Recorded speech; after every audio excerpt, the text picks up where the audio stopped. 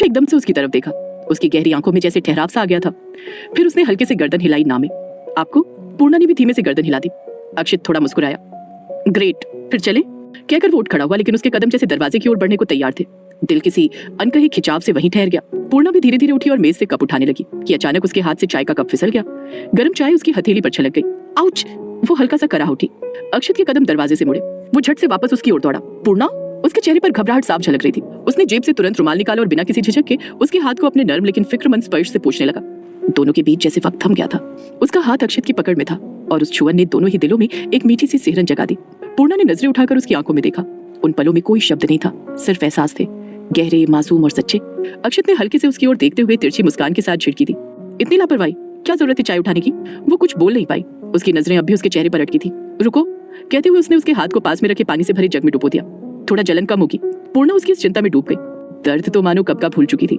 बस उसके हाथों का छूना और उस फिक्रमंद आवाज का असर बाकी था। अक्षित ने आखिरी बार उसकी ओर देखा, जैसे कुछ कहना चाहता हो, पर खुद को रोक लिया। फिर बिना और कुछ कहे धीमे कदमों से कमरे से बाहर निकल गया। जैसे ही वो बाहर निकला, पूर्णा के चेहरे पर एक मीठी सी मुस्कान बिखर गई। अपनी हथेली को निहारते हुए वो उस एहसास में खो गई जो पहली बार इतनी गहराई से उसके दिल को छू गया था।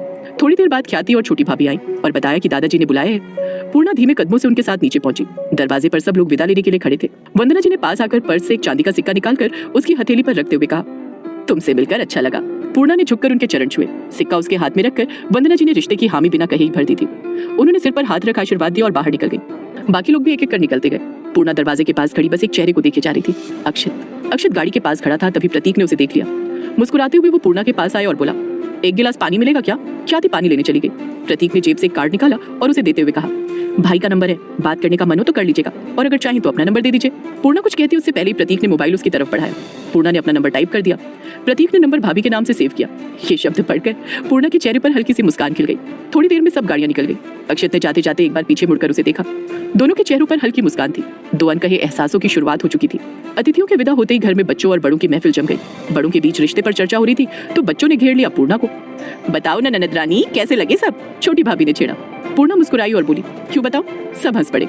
श्यामली ने चुटकी ली, भाभी आपने तो इतना अच्छा जवाब दिया, घबराहट तो दिखी नहीं। सच में लगता है जैसे पेपर पहले ही मिल गया हो। छोटी भाभी ने फिर चिढ़ाया।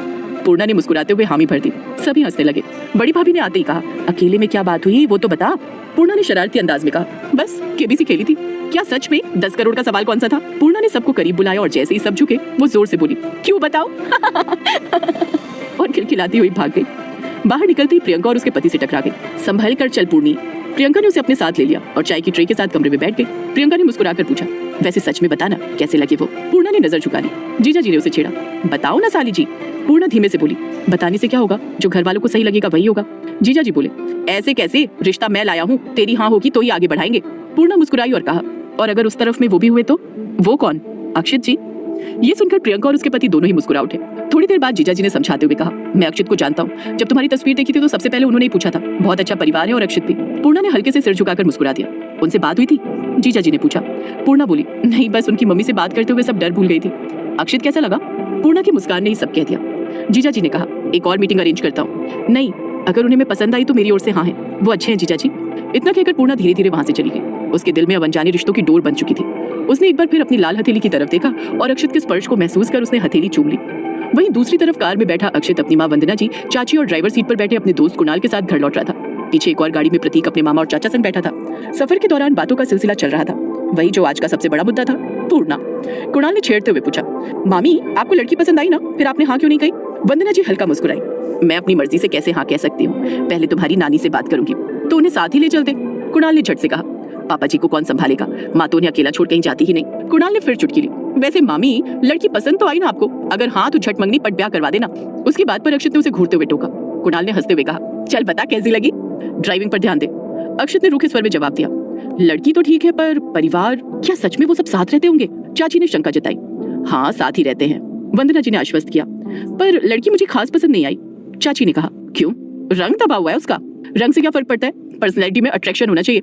कुणाल बोला, लड़की लड़के से खूबसूरत दिखनी चाहिए, और यहाँ तो अक्षित से 19 लग रही है, लोग बातें बनाएंगे, दीदी इतनी सुंदर है, बहू तो उनकी टक्कर की होनी चाहिए, है ना दीदी? मुझे लड़की के गुण चाहिए जो मेरे बेटे को समझे, साथ निभाए। चेहरे की सुंदरता का क्या है, वो तो मेकअप से निखर जाती है, पर मन की बदसूरती कभी नहीं छुपती। अक्षित ने तल्खी से कहा। बात का माहौल अचानक गंभीर हो गया। अक्षित, माँ प्लीज, मेरी जिंदगी के फैसले में मुझे ऐसे किसी की सलाह नहीं चाहिए जिन्हें मैं अपना नहीं मानता।